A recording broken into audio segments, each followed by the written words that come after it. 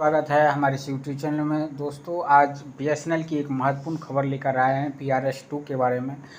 जी हाँ दोस्तों, आप सही समझ रहे हैं, VRS2 बहुत जल्द ही आने वाला है। तो आखिर ये कब तक में आएगा दोस्तों, पूरे डिटेल पूरी जानकारी आज हम आपको देने वाले हैं।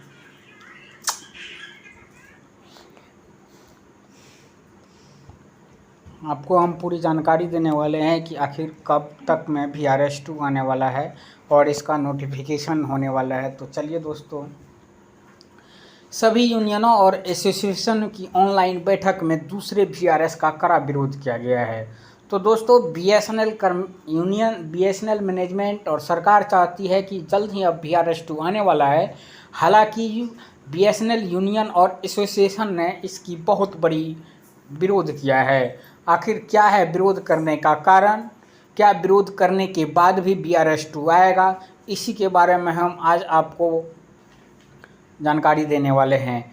दिनांक 14/9/2024 को सभी यूनियनों और एसोसिएशनों की एक ऑनलाइन बैठक आयोजित की गई। इसमें BSNL, EU, NFTE, NSE और AIGOTO और EWA BSNL समेत सभी प्रमुख यूनियनों और एसोसिएशनों ने भाग लिया। बैठक में एक और VRS का कड़ा विरोध व्यक्त किया गया, जिसे BSNL प्रबंधन और दूरसंचार विभाग लागू करने की कोशिश कर रहा है। तो दोस्तों, इससे स्पष्ट हो गया है कि VRS2 सरकार जो है बहुत जल्द लागू करने वाली है।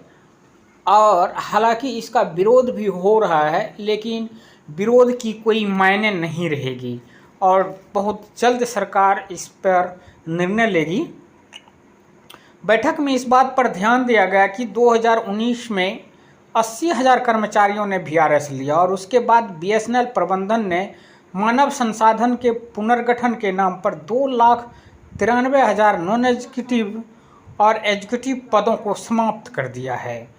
इससे मौजूदा कर्मचारियों पर काम का अत्यधिक बोझ बढ़ गया है। इसके अलावा खराब और अपर्याप्त रखरखाव के कारण BSNL के लैंडलाइन और ब्रॉडबैंड कनेक्शन खत्म हो गए हैं। FTTH सेवा, जो कुछ साल पहले तक BSNL का गौरव थी, बड़े पैमाने पर कनेक्शन सरेंडर करने का सामना कर रही है।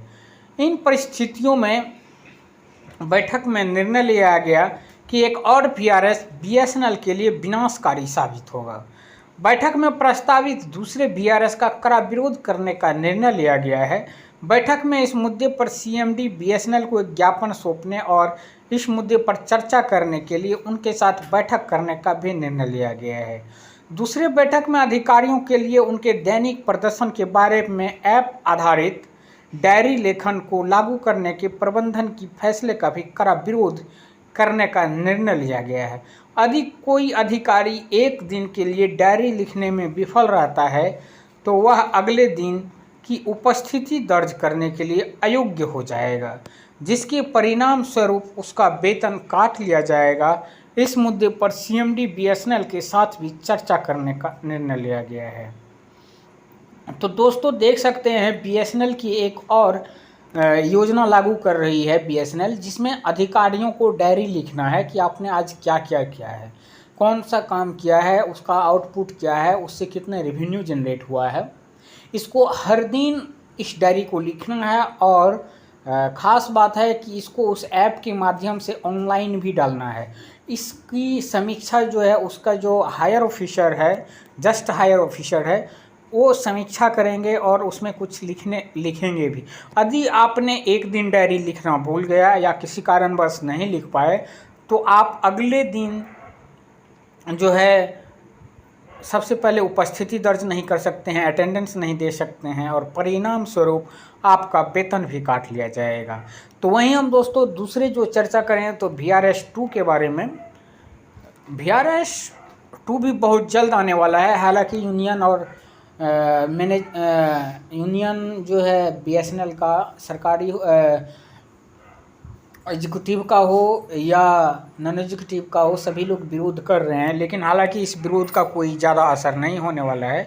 उन कर्मचारियों के लिए ये खुशखबरी है जिन्होंने अभी तक VRS2 के उम्मीद में बैठा है कि VRS2 कब आने वाला है।